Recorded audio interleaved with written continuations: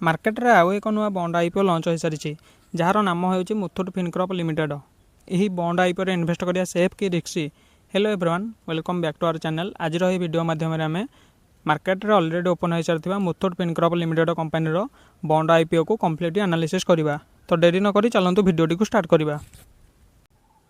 ଏହି ବଣ୍ଡ ଆଇପିଓରେ ଇନଭେଷ୍ଟ କରିବା ପୂର୍ବରୁ ଚାଲନ୍ତୁ ପ୍ରଥମେ ଜାଣି ରଖିବା ଏହି କମ୍ପାନୀଟି କ'ଣ ବିଜନେସ୍ କରେ।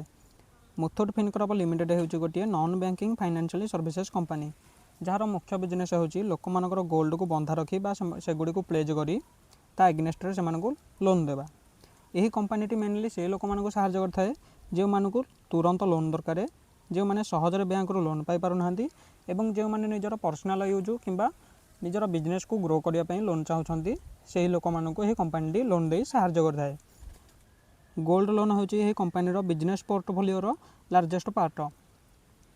ତା ଛଡ଼ା କମ୍ପାନୀର ଅଦର ସର୍ଭିସେସ୍ ଗୁଡ଼ିକ ହେଉଛି ଯେମିତିକି blue super value loan, easy blue loan, easy max, easy pro, Vyapar Vikas, Kisan Vikas ଏବଂ ଏମ୍ଏସ୍ଏମ୍ଇ ଏବଂ ସ୍ମଲ୍ ବିଜନେସ୍ ଗୁଡ଼ିକୁ ଲୋନ୍ ଦେଇଥାଏ। ତା ଛଡ଼ା କମ୍ପାନୀଟି ମ୍ୟୁଚୁଆଲ୍ ଫଣ୍ଡ, ଜେନେରାଲ ଇନ୍ସୁରାନ୍ସ ଏବଂ ଫରେନ୍ ଏକ୍ସଚେଞ୍ଜ ସର୍ଭିସେସ୍ ଗୁଡ଼ିକୁ କମ୍ପାନୀ ନିଜର ବ୍ରାଞ୍ଚ ନେଟୱାର୍କ ଦ୍ୱାରା ଅଲ୍ ଓଭର ଇଣ୍ଡିଆରେ ପ୍ରୋଭାଇଡ଼ କରିଥାଏ। ଦେନ୍ ଆସିଲା ଏହି କମ୍ପାନୀର ବଣ୍ଡରେ ରାଇଜ୍ କରାଯାଇଥିବା ଟୋଟାଲ ଫଣ୍ଡର 75% ଫଣ୍ଡକୁ ଲେଣ୍ଡିଂ, ଫାଇନାନ୍ସିଂ ଏବଂ ଲୋନ୍ ରିପେମେଣ୍ଟରେ ୟୁଜ୍ କରାଯିବ ଏବଂ ରିମେନିଂ 25%କୁ କମ୍ପାନୀ ଜେନେରାଲ କର୍ପୋରେଟ୍ ପର୍ପସ୍ରେ ୟୁଜ୍ କରିବ। ଦେନ୍ ଆସିଲା କମ୍ପାନୀକୁ ନେଇକି ଥିବା କିଛି ପଜିଟିଭ୍ ପଏଣ୍ଟ, ଯେମିତିକି strong position in gold loan. Muthoot Fincorp limited ହେଉଛି ଭାରତରେ ଗୋଲ୍ଡ ଲୋନ୍ ସେଗମେଣ୍ଟର ସବୁଠାରୁ ବଡ଼ ଏନ୍ବିଏଫ୍ସି କମ୍ପାନୀ ମଧ୍ୟରୁ ଅନ୍ୟତମ, ଯାହା ନିଜର ଷ୍ଟ୍ରଙ୍ଗ ବ୍ରାଣ୍ଡ ରିପୁଟେସନକୁ ବିଲ୍ଡ କରିବାରେ ସାହାଯ୍ୟ କରିଛି। ଦେନ୍ ଆସିଲା କମ୍ପାନୀର ଲାର୍ଜ ବ୍ରାଞ୍ଚ ନେଟୱାର୍କ। ଡିସେମ୍ବର 31, 2025 ମସିହା ସୁଦ୍ଧା କମ୍ପାନୀଟି ଭାରତର 25ଟି ରାଜ୍ୟରେ 3757ଟି ବ୍ରାଞ୍ଚ ଓପନିଂ କରିଛି, ଯେଉଁଥିରେ ଆଣ୍ଡାମାନ ନିକୋବର ଦ୍ୱୀପପୁଞ୍ଜ ଏବଂ ଦିଲ୍ଲୀ ଏନ୍ସିଆର୍ ଇନକ୍ଲୁଡେଡ୍ ଅଛି। କମ୍ପାନୀଟିର ଲାର୍ଜ ନେଟୱାର୍କ ଥିବା ଯୋଗୁଁ କମ୍ପାନୀଟି ମେନଲି ରୁରାଲ ଏବଂ ସେମି ଅର୍ବାନ କଷ୍ଟମରମାନଙ୍କୁ ଟାର୍ଗେଟ କରୁଛି। ଦେନ୍ ଆସିଲା କମ୍ପାନୀର ମଲ୍ଟିପଲ୍ ଫଣ୍ଡିଂ ସୋର୍ସେସ୍। କମ୍ପାନୀଟି ବ୍ୟାଙ୍କରୁ ଲୋନ୍ ନେଇ ଫଣ୍ଡ ରାଇଜ୍ କରିଥାଏ ଏବଂ ଏନ୍ସିଡି ବା ନନ୍ କନଭର୍ଟେବଲ୍ ଡିବେଞ୍ଚର ଲଞ୍ଚ କରି ଫଣ୍ଡ ରାଇଜ୍ କରିଥାଏ ଏବଂ commercial paper, working capital facility ଏବଂ ଅଦର ବ୍ୟାଙ୍କ ସହିତ କମ୍ପାନୀର ଭଲ ସମ୍ପର୍କ ଥିବା ଯୋଗୁଁ କମ୍ପାନୀକୁ ସହଜରେ ଫଣ୍ଡିଂ ମିଳିଯାଏ, ବିଜନେସ୍ କରିବା ପାଇଁ ସହଜରେ ଫଣ୍ଡିଂ ମିଳିଯାଏ। ଦେନ୍ ଆସିଲା କମ୍ପାନୀର ଗ୍ରୋଇଂ ରିଭେନ୍ୟୁ। କମ୍ପାନୀର ଇୟର୍ ଅନ୍ ଇୟର୍ ରିଭେନ୍ୟୁ ବଢ଼ିବାରେ ଚାଲିଛି, ଯାହାକି ଇନଭେଷ୍ଟରମାନଙ୍କ ପାଇଁ ଗୋଟେ ପଜିଟିଭ୍ ପଏଣ୍ଟ। ଯେମିତିକି ଫାଇନାନ୍ସିଆଲ ଇୟର୍ 2023 ମସିହା ବେଳକୁ କମ୍ପାନୀର ରେଭେନ୍ୟୁ ଥିଲା 5129 କୋଟି, ତାହା ପରବର୍ତ୍ତୀ ଫାଇନାନ୍ସିଆଲ ଇୟର୍ 2024 ମସିହାରେ ବଢ଼ିକି ଥିଲା 6543 କୋଟି ଏବଂ ତାହା ପରବର୍ତ୍ତୀ ଫାଇନାନ୍ସିଆଲ ଇୟର୍ 2025 ମସିହା ବେଳକୁ ବଢ଼ିକି ଥିଲା 8497 କୋଟି।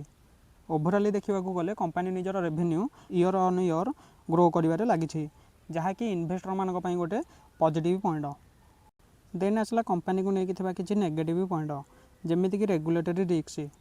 ରିଜର୍ଭ ବ୍ୟାଙ୍କ ଅଫ୍ ଇଣ୍ଡିଆ ଦ୍ୱାରା ଯଦି ଏହି କମ୍ପାନୀର ବ୍ରାଞ୍ଚ ଉପରେ କିଛି ରୁଲ୍ ଏବଂ ରେଷ୍ଟ୍ରିକ୍ସନ୍ ଲାଗୁ କରାଯାଏ, ତେବେ ତାହା କମ୍ପାନୀର ବିଜନେସ୍ ପ୍ରତି ନେଗେଟିଭ୍ ଇମ୍ପାକ୍ଟ ପକାଇବ। ଦେନ୍ ଆସିଲା high dependency on lending business. କମ୍ପାନୀର 98% ରେଭେନ୍ୟୁ ଫାଇନାନ୍ସିଂ ଆକ୍ଟିଭିଟିରୁ ଆସିଥାଏ। ଯଦି ଫ୍ୟୁଚରରେ ଯଦି ଇଣ୍ଟରେଷ୍ଟ ରେଟ୍ ଚେଞ୍ଜ କରାଯାଏ, ତେବେ ତାହା କମ୍ପାନୀର ପ୍ରଫିଟ୍ ଉପରେ ନେଗେଟିଭ୍ ଇମ୍ପାକ୍ଟ ପକାଇବ। ଦେନ୍ ଆସିଲା ଲୋନ୍ ଡିଫଲ୍ଟ ରିସ୍କ। ଏହି କମ୍ପାନୀଟି ମେନଲି ରୁରାଲ ଏବଂ ସେମି ଅର୍ବାନ କଷ୍ଟମରଙ୍କୁ ଟାର୍ଗେଟ କରିଥାଏ। ଯଦି ସେମାନେ ନେଇଥିବା ଲୋନ୍କୁ ଠିକ୍ ସମୟରେ ପରିଶୋଧ ନ କରନ୍ତି, ତେବେ ତାହା କମ୍ପାନୀର ଫାଇନାନ୍ସ ପରଫର୍ମାନ୍ସ ପ୍ରତି ନେଗେଟିଭ୍ ଇମ୍ପାକ୍ଟ ପକାଇବ। ଦେନ୍ ଆସିଲା କ୍ରେଡ଼ିଟ୍ ରେଟିଂ ରିସ୍କ। ଯଦି କମ୍ପାନୀଟିର କ୍ରେଡ଼ିଟ୍ ରେଟିଂ ଡାଉନଗ୍ରେଡେଡ଼ ହୋଇଯାଏ, ତେବେ ତାହା କମ୍ପାନୀକୁ ଫଣ୍ଡ ରାଇଜ୍ କରିବାରେ ବହୁତ ଅସୁବିଧାରେ ପକାଇବ। ଦେନ୍ ଆସିଲା କଷ୍ଟମର ସେଗମେଣ୍ଟ ରିସ୍କ। ଏହି କମ୍ପାନୀଟି ମେନଲି ରୁରାଲ ଏବଂ ସେମି ଅର୍ବାନ କଷ୍ଟମରଙ୍କୁ ଟାର୍ଗେଟ କରିଥାଏ। ଯଦି ସେମାନେ ନେଇଥିବା ଲୋନ୍କୁ ଠିକ୍ ସମୟରେ ପରିଶୋଧ ନ କରନ୍ତି ବା ସେମାନେ ନେଇଥିବା ଲୋନ୍କୁ ଯଦି ଶୁଝି ନ ପାରନ୍ତି, ତେବେ ତାହା କମ୍ପାନୀର ଡିଫଲ୍ଟ ରିସ୍କକୁ ବଢ଼ାଇବ ଏବଂ କମ୍ପାନୀର ଫାଇନାନ୍ସ ଉପରେ ନେଗେଟିଭ୍ ଇମ୍ପାକ୍ଟ ପକାଇବ। ଦେନ୍ ଆସିଲା ଅଡ଼ିଟ୍ ଅବଜରଭେସନ୍। ଫାଇନାନ୍ସିଆଲ ଇୟର୍ 2023 ମସିହାରୁ 2025 ମସିହା ମଧ୍ୟରେ କମ୍ପାନୀର ଅଡ଼ିଟ୍ ରିପୋର୍ଟରେ କିଛି ଅବଜରଭେସନ୍ ଆସିଥିଲା। ଯଦି ଏହି ସମସ୍ୟା ଆଗକୁ ଦେଖାଯାଏ, ତେବେ ତାହା କମ୍ପାନୀର ଫାଇନାନ୍ସିଆଲ ରେଜଲ୍ଟ ଉପରେ ନେଗେଟିଭ୍ ଇମ୍ପାକ୍ଟ ପକାଇବ। ଦେନ୍ ଆସିଲା ଜୋଗ୍ରାଫିକାଲ କନସେଣ୍ଟ୍ରେସନ୍ ରିସ୍କ। କମ୍ପାନୀର 55% ଗୋଲ୍ଡ ଲୋନ୍ ପୋର୍ଟଫୋଲିଓ ସାଉଥ ଇଣ୍ଡିଆରୁ ଆସୁଅଛି। ଯଦି ସେଠାରେ କିଛି ଇକୋନୋମିକାଲ ପ୍ରୋବ୍ଲେମ୍ ବା ପଲିଟିକାଲ ଇସ୍ୟୁ ଆସିଥାଏ, ତେବେ ତାହା କମ୍ପାନୀର ବିଜନେସ୍ ପ୍ରତି ନେଗେଟିଭ୍ ଇମ୍ପାକ୍ଟ ପକାଇବ। तो ये थिला कंपनी को लेकिन किसी पॉजिटिव एवं नेगेटिव पॉइंट। देन आसला ही बॉन्ड आईपीओ को लेकिन सब मोस्ट इंपोर्टेंट क्वेश्चन कि बॉन्डटी आमको केते परसेंट इंटरेस्ट रेट ऑफर कर तार मैच्योरिटी टाइम पीरियड केते।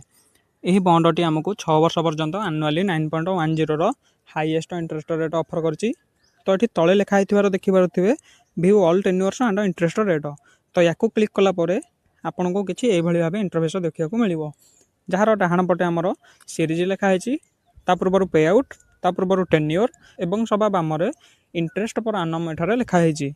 तो या तलू स्क्रॉल कलापर आपड़ जदि सीरीज 1 कैटेगरी इन्वेस्टमेंट करेंगे आपंकर मैच्योरिटी टाइम पीरियड हूँ 2 वर्ष और आपको आनुआली 8.37% आनुआली इंटरेस्ट मिल जार पे आउट हूँ मंथली अर्थात आपको प्रति मासरे इंटरेस्ट मिल। देन आसला आप सीरीज 2 कैटेगरी इन्वेस्टमेंट करेंगे आपंकर मैच्योरिटी टाइम पीरियड हूँ 3 वर्ष और एठारे आपको 8.52% आनुआली इंटरेस्ट रेट मिल जार पे आउट हूँ मंथली अर्थात आपको प्रति मासरे इंटरेस्ट मिल। देन आसला आपड़ जदि सीरीज 9 कैटेगरी इन्वेस्टमेंट करेंगे आपंकर मैच्योरिटी टाइम पीरियड हूँ 2 वर्ष जार इंटरेस्ट पर आनम हूँ 8.70%। तो ये आपको पे आउट कम्युलेटिव इंटरेस्ट मिल जमीक पूर्व बंड गुड़िक आमको प्रति मासरे इंटरेस्ट मिलूला किंतु ये क्षेत्र में यह बंडटी मैच्योर होगापर आमर 8.70 हिसाब से 2 वर्ष जहाँ इंटरेस्ट अच्छी at a time principal amount सहित इंटरेस्ट रेट को आड कर गोटे बिग अमाउंट आमको रिटर्न कर। देन आसला सीरीज 5 कैटेगरी जब आप इन्वेस्टमेंट करेंगे आपंकर मैच्योरिटी टाइम पीरियड हूँ 2 वर्ष और एठार आपको 8.70% आनुआली इंटरेस्ट रेट मिल जार पे आउट हूँ आनुआली अर्थात प्रति वर्ष को वर्ष आपको इंटरेस्ट मिल। तो ये भाव आप देखिपे और आपंकर कैटेगरी सिलेक्ट कर बॉन्ड अप्लाई करेंगे और यह बॉन्डर हाईएस्ट इंटरेस्ट हूँ सीरीज 8 कैटेगरी। आपड़ जदि सीरीज 8 कैटेगरी 6 वर्ष पर्यंत इन्वेस्टमेंट कर बॉन्ड्रे तेज आपको हाईएस्ट 9.10% आनुआली इंटरेस्ट मिल। तो आपंकर कैटेगरी सिलेक्ट कर डन मारे। देन आसला यह बॉन्ड को लेकिन रिस्क रेटिंग क्रिसिल रेटिंग द्वारा यह बॉन्ड आईपीओटी को AA- रेटिंग मिली जहाँकि लो रिस्क सिग्नाल अटे। तो ये आप गोटे आई बटन थी देखिपे तो सेठा क्लिक कलापर आप देखिपारे कि AAA AA minus A minus low risk category अटे और BBB minus BB moderate risk category अटे और BB minus B minus C और D हाई रिस्क कैटेगरी अटे। तो हाई रिस्क अर्थात हाई रिटर्न।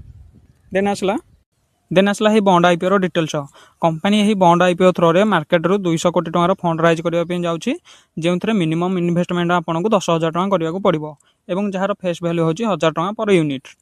और यही आईपीओ जदि आम देखा ओपनिंग डेट और क्लोजिंग डेट यही आईपीओटी आम 13 मार्च को अलरेडी ओपन हो सारी जहाँ 23 मार्च में क्लोजिंग हो। और आपड़ जदि यही बॉन्ड आईपीओ इन्वेस्टमेंट करेंगे आपको 25 मार्च में अलटमेंट मिल और 27 मार्च में लिस्टिंग हो। आपड़ जदि यही बॉन्ड आईपीओ डॉक्यूमेंट को रीडिंग करने चाहते तेज तार लिंक मुझे डिस्क्रिप्शन में देती गोटे थर चेक करूँ। आपड़ जदि यही बॉन्ड में मिनिमम 10,000 टଙ୍କା इन्वेस्टमेंट करेंगे तो फेस वैल्यू 1000 टଙ୍କା हिसाब से आपको टोटाल 10टा यूनिट मिल और यही बॉन्डटी 6 वर्ष पर मैच्योरिटी होगापर आप 16,872 टଙ୍କା पाइबे जार मंथली एवरेज इंटरेस्ट रेट हूँ 95 टଙ୍କା। तो व्यू पे आउट उपर क्लिक कलापर आपड़ ये देखिपे तो आपन को आनुआली 9.10% इंटरेस्ट हिसाब से 2027 मसीहा मार्च 25 में 910 टଙ୍କାର इंटरेस्ट मिल और 2028 मसीह 910 टଙ୍କା और 2029 मसीह 910 टଙ୍କା यही भाव 6 वर्ष अर्थात 2032 मसीहा पर्यंत आपन को आनुआली 910 टଙ୍କାର इंटरेस्ट रेट मिल और मार्च 25 में आप इन्वेस्टमेंट करथिबा अमाउंट आपको रिफंड कर दिया।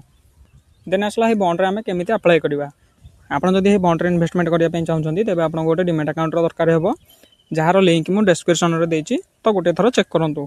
तो ये अप्लाई पर क्लिक कलापर आपणकर कैटेगरी सिलेक्ट कलापर आप मिनिमम 10टा क्वांटिटी और मैक्सिमम 500टा क्वांटिटी पर्यंत अप्लाई करेंगे। तो अप्लाई कलापर ओके कलापर तो ये आपणकर यूपीआई आईडी दे ये बॉन्ड अप्लाई करेंगे। तो ये था ये बॉन्डर कंप्लीट एनालिसिस।